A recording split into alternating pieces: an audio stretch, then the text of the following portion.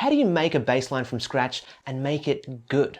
And then how do you take that bass line from good to great? Hi, I'm Luke from Become a Bassist, and in this bass lesson, you're going to learn the most essential element of every bass line you make, and the second element that will take any bass line you create to the next level.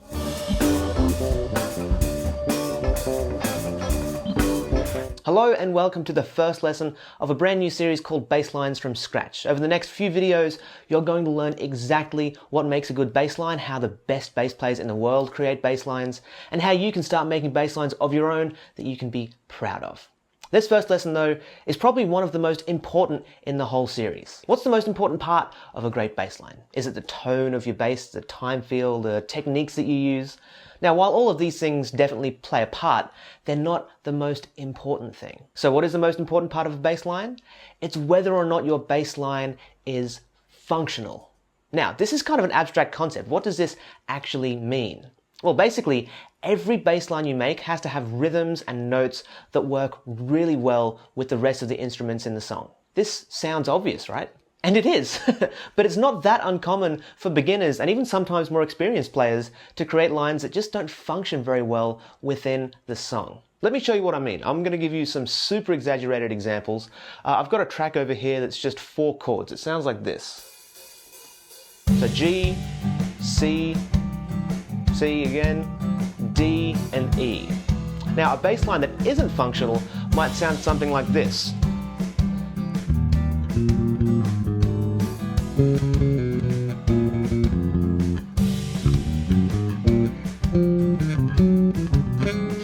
Yeah? Here, the line isn't functioning at all. None of the rhythms line up with the rhythms that we're supposed to be playing along with, and the notes are the same. They just don't make any sense at all with the track. So in terms of function, what I've just played here, it's pretty shocking. And this means the bass line is definitely a bad bass line. But what if we cleaned up the notes a bit and only used the roots of the chords in this line? Let's see how that would sound. So we're still using bad rhythms, but the right notes.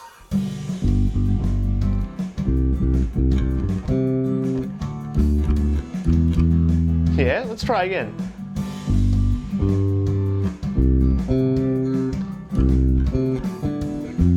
Oh, pardon me, that was the wrong note at the end there. Yeah, so still, this is really rough because we've only really cleaned up the notes, but the rhythms are still all over the place. This still isn't a functional bass line. So now let's go back to using the wrong notes, but play rhythms that line up with the song. So bad notes, good rhythms. Let's try and check this out.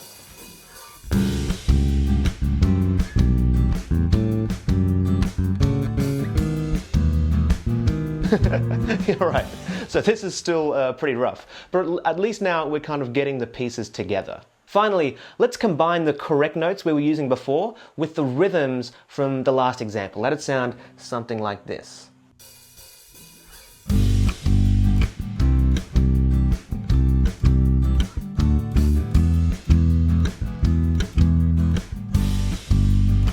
All right, this is the first time that something actually sounds like a functional bass line. Yeah? And it's functional because we connected what the chords in the song were doing with what the rhythm of the song was doing. At the end of the day, that's the job of the bass player a lot of the time. Your goal is to create a bridge between the rhythm of the song and the harmony of the song. You're bridging the gap between the drums and whatever chordal instrument you're playing with. In this case, it's a guitar, but it could be a piano, a keyboard, organ, mandolin, any instrument that plays chords. Now, this is a quote-unquote good bass line because it works. It functions in the context of the song. This is the bare minimum for creating a bass line that functions. If you can do this and nothing more, then you can create good bass lines. But there's another layer you can add on top that takes a good bass line and turns it into a great bass line. And that added layer is the layer of beauty. Good bass lines are functional, but great bass lines are both functional and beautiful. And beauty here can mean whatever it is that you think beautiful is. You might be fine with a very simple bass line, but want to put a little fill in every now and then. You might be obsessed with rhythms, so you might put some extra ones in. You might be really into kind of wide-ranging melodic bass lines, so you'll try and make your bass lines as kind of wide-ranging and melodic as possible. All of those are valid approaches to adding beauty to a bass line, and that's just a few examples. Let's try some of those now. Let's start by simply adding a little bit of something extra at the end of every phrase. We'll keep the bass line very simple and only add something over the very last chord. So, here's our bass line. very simple, very functional. This time, let's put a little something over the E chord.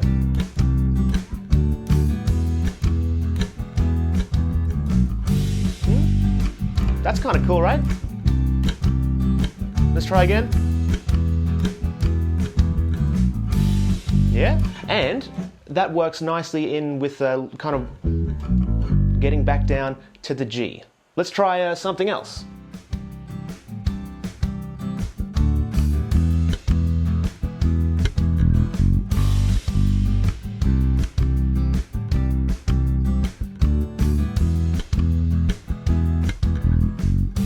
That works really well as well. We're just going down to that low E and walking up to that G. Now, whether or not these ideas become a part of the actual line that you want to play or just a fill-in you put every once in a while, that's completely up to you and your own creativity. But with these ideas, you've just added another layer of beauty onto a bass line that's already functional. It's like icing on the cake. This is perfect. What about adding some extra rhythms to the bass line? That can also add a kind of new depth and complexity to the line, and if you do it right, it shouldn't affect its functionality at all. So our basic rhythm is this. We've got So we probably want to keep that intact, but we can absolutely add to this. What if we went yeah, so the main impulses are still there, and we've just added kind of an extra note after the second one and an extra note right before the end of each bar. So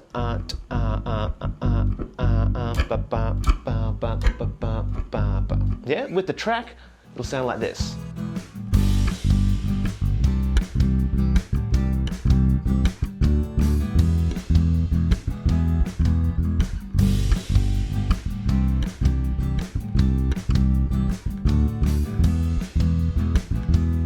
Something like that would be fine. Now doing this, it raises the intensity a little bit, but it still works. You've just added an extra layer of beauty. Now if you wanted to take things further, you could add even more rhythms, perhaps some kind of quicker kind of 16ths into the mix. And that might sound something like this.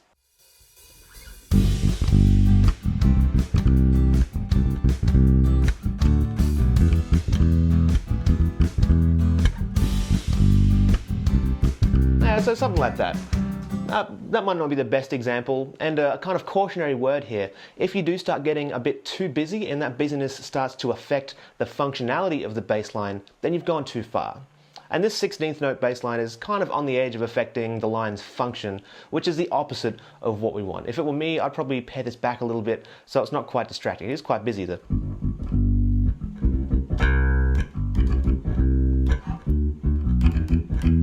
Something like that. Last example. Let's say you wanted to make your bass line more melodic. You could do that by adding some wider intervals into your line and repeating your ideas. Now most great melodies have at least some repetition, right? And you can apply that directly to your bass lines. You might think of an idea over one chord and then play it over the rest. So let's try this. Let's play over the G. Let's play G first. This is going to make sure we still have a functional line. But after that, let's go up to the D on the A string, then the A on the G string, and then up to the B. And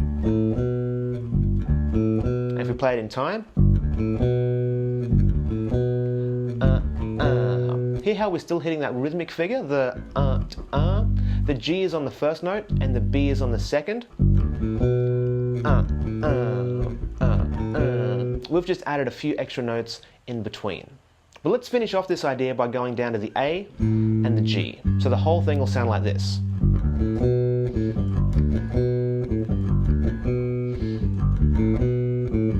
Just like that. And then we can play that idea over all the chords.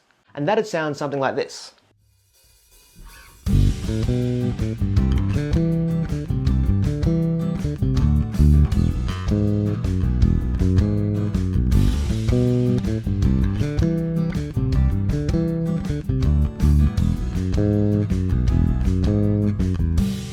Now the D chord doesn't last as long, so we kind of had to change it up a bit there, but that's the main idea. Now to me this is probably a little bit busy and potentially distracting. Now it is melodic, but if there's another melody on top of that, like a singer or something, it's very possible they'll get buried or kind of compete with this bass line. So from here I think I'd pare it back a bit as well.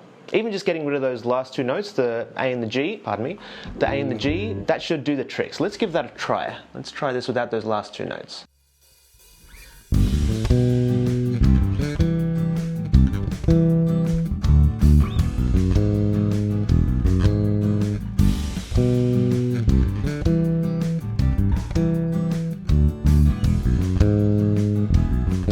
Yeah, see, I like that much better, and it's probably going to work a lot more if this were an actual song. But do you see how I've just taken 3 ideas of what beauty might be for you and added them over the top of a bass line that's already functional? This is exactly what I'm talking about. You don't want to start by creating a bass line that's really pretty and has all this really cool stuff. In general, you want to start with a line that's very functional and build up from there. Now that's not a hard rule, it's kind of more of a squishy guideline, but I guarantee it'll be helpful when you create your own lines. Now, one of the tricky parts of creating your own bass lines though is knowing whether or not you've made something that's any good. How are you supposed to know when you've finished creating a line and whether it's ready? To make things easy though, I've put together a checklist that you can use to make sure whenever you make a bass line of your own, you can be absolutely proud of it. Just go through the checklist with your bass line and see how it stacks up. To get it, plus all the tabs, notation, and backing tracks from this video, just click the link in the description, fill out the form on that page. I'll send it straight to your email address, 100% free. To recap though, you learned that the single most important element of any bass line is its functionality and how it relates to the other parts of the song.